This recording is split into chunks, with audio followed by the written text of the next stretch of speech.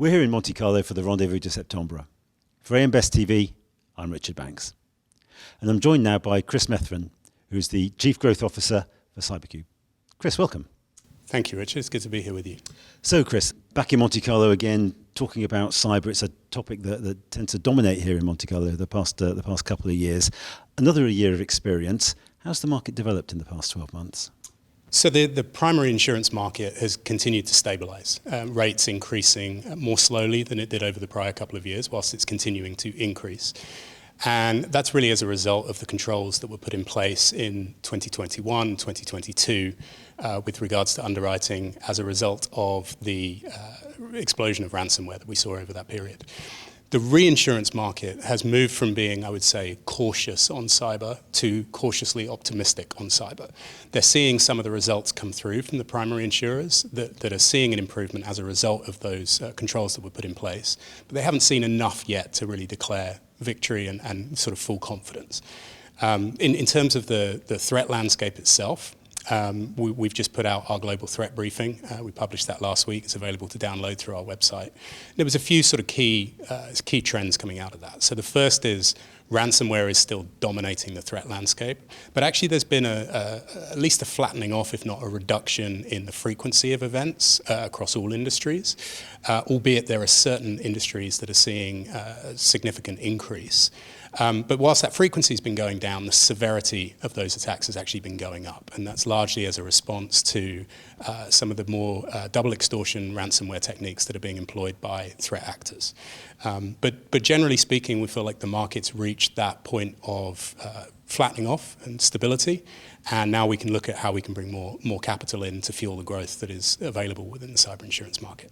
So talking about bringing capital in, clearly here in Monte Carlo there's a lot of talk about capital allocation. One of the topics has been perhaps moving away from Nat Cat exposures. Is cyber one of those areas that could perhaps benefit from that?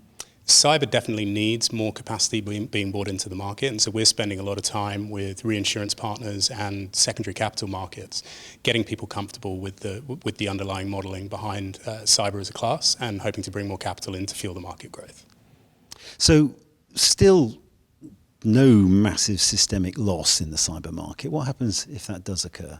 Well, thankfully there has been no massive systemic loss, and we have seen enough near misses to educate people on the risk of cat exposure in the cyber market. There was an example this year with a fairly well-known file sharing technology that was compromised, and that certainly led to high hundreds, if not thousands, of claims so far and counting.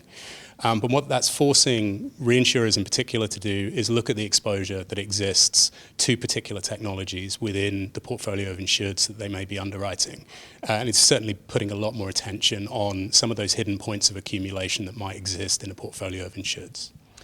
Accumulation risk is clearly an issue for insurers across the board. How do cyber insurers protect against that accumulation risk?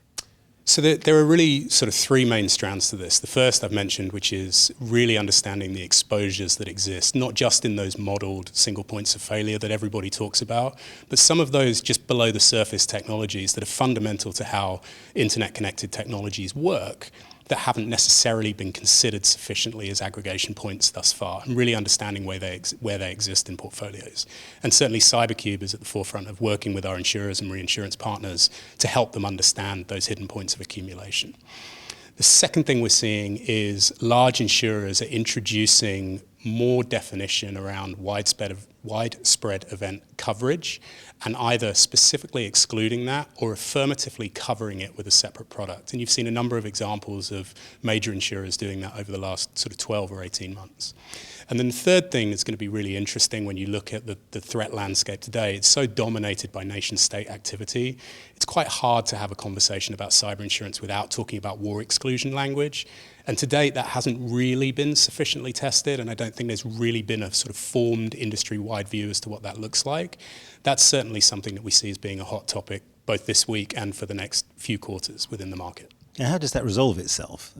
I think experience from some events. I think it requires stress testing to get this language right, just as we've seen in other lines of insurance over time. And so I think with experience will come a more informed view as to what the optimum is for different markets and different product types. Chris, thank you very much indeed. Thank you, Richard. For AM Best TV, I'm Richard Banks.